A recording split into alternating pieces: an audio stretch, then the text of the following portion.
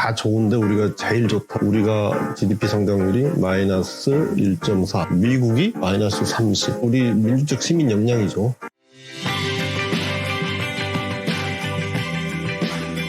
안녕하세요. CNI 소비자연구소 대표 조윤미입니다. 오늘 조윤미 소비자 세상에는 정말 귀한 분을 모시는데요. 네, 서정대학교의 최남수 교수님 모셨습니다. 네, 안녕하세요. 네, 안녕하세요. 네, 초대해 주셔서 감사합니다. 네.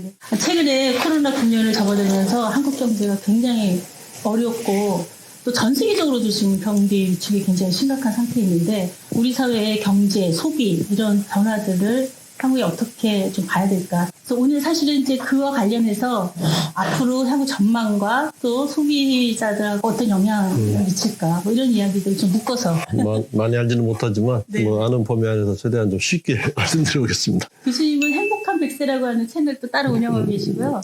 교수님뿐만 아니라 뭐 시집도 내시고 사진 전도하시고 굉장히 활발한 여러 활동들 하고 계시는데 문어발 확장하고 있죠. 네. 자, 먼저 코로나 국면에서 지금 이제 경제적인 상황 여러 가지 봤을 때 그나마 우리나라는 뭐 여러 수출 봤을 때 좀 선방했다. 네, 선방이라는 얘기가 나오면 네.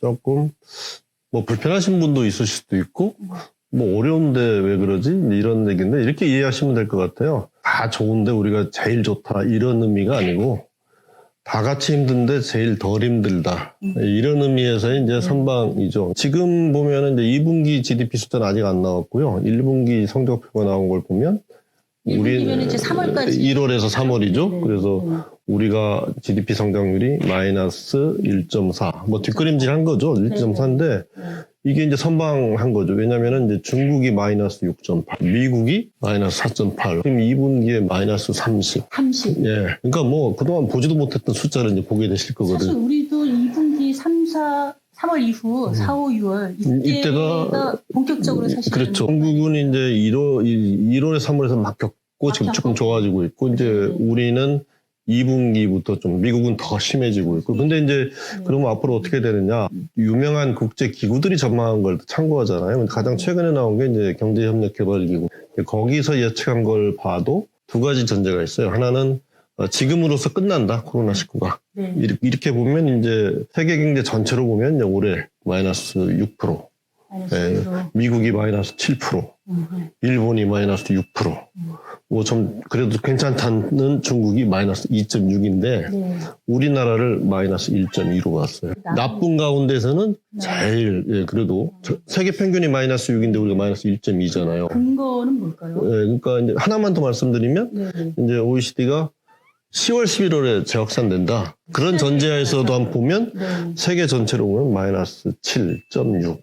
그리고 이제 미국이 마이너스 8, 중국이 마이너스 3.7.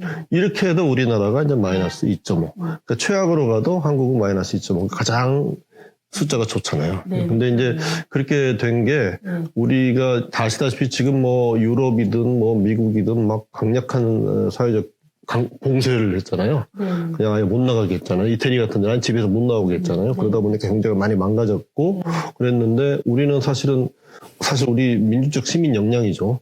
또 방역 체제도 잘 돼 있어. 완전 그래가지고 셧다운을 하지는 않았는데. 셧다운 없이 이렇게 가서 충격은 컸지만 그런 다른 나라보다는 충격이 작았고 그다음에 이제 정부에서 이제 이건 좀 잘한 부분이죠. 이제 재정으로 이제 소위 헬리콥터번이라고 해서 정부에서 쏟아붓고 또 한국은행에서 돈을 풀고 또 이런 정책적으로 신속하게 좀 잘 했고 그래서 다른 나라보다는 좀 덜 나쁘다 이렇게 얘기할 수 있죠. 어쨌든 정부 쪽이 지금 굉장히 돈을 많이 풀고 있단 말이죠. 뭐 당연히 필요한 부분이고 지금은 큰 정부를 할 수밖에 없는 시대다라고 이제 컬럼에 또 쓰신 걸 제가 봤어요. 그래서 근데 사실 또 다른 측면에서 보면 이런저런 우려도 있고 한데 우리가 이제 보통의 경제 얘기할 때 크게 네 개 축이거든요. 이제 소비, 가게가 담당하는 소비, 기업이 담당하는 투자, 정부, 그다음에 이제 해외에서 하는 수출입. 근데 지금 이제 네 개 중에서 소비, 투자, 수출입이 다 무너졌잖아요. 그러니까 이렇게 어려운 시기에는 정부가 나설 수밖에 없는 거죠. 민간이 좋아지기 전까지는. 그러니까 어쩔 수 없이 이제 특히나 방역, 보건위기가 왔기 때문에 정부가 할 수밖에 없고, 이제 선택의 문제였던 거죠. 지금 뭐 정부가 또 지나치게 경제에 개입하는 것도 또 부작용이 있지만, 지금은 뭐 경제가 파탄날 상황이니까, 지금은 뭐 안 풀 수가 없고 그런 얘기들을 해요. 이거는 조심스러운 조치보다는 과잉 조치가 오히려 낫다. 네. 그러니까 경제가 무너지는 거 무조건 막아야 된다. 그래가지고, 예를 들어서 이제 그 경제학에 보면은 맨큐라고 유명하신 분이 있어요. 굉장히 보수주의자거든요. 근데 이분조차 이런 얘기를 했어요. 지금 정부 부채 걱정할 필요 없어. 지금 그거 걱정할 때 아니야. 미국 국민 1인당 1,100불씩 풀어. 그러니까 막 그렇게 보수적인 사람조차도 걱정할 정도로 지금은 방법이 없는 것 같아요. 그러다 보니까 이제 그러면 정부 부채는 어떻게 되는 거야? 그래서 이제 GDP 대비해서 규모를 보니까 작년에 37.1이었어요. 그러면 이제 이거 어떻게 봐야 되는지 우려하시잖아요. 그러면 뭐 이게 재정 파탄으로 가는 거냐? 그다음 또 일부에서는 뭐 미래에다가 지금 빚 부담 넘기는 거 아니야? 이런 지적이 있잖아요. 근데 이 부분은 어떻게 보면 지금 이런 거 걱정할 시기는 아닌 것 같아요. 지금 경제 전체가 무너지는 것보다는 재정이 지금 부담을 하고 나중에 줄이면 되는 거니까. 긴급 수혈하는 게 더. 예, 그렇죠. 그리고 나중에 이제 줄이는 게 중요하죠. 근데 이제 한 가지 이제 어떻게 보면 집요하게 이제 반론 중에 나오는 것들이 이렇게 정부 부채가 많아지면 이제 국가 신용도 떨어지게 되면 경제가 어려워진다 이런 얘기 하는데 그거에 대해서는 제가 조금 반론 제기를 하는데 신용 등급하고 국가 부채라고 상관관계가 그렇게 높지는 않아요. 예를 들어서 저희가 이제 43으로 보고 그러면은 싱가포르가 한 120이에요.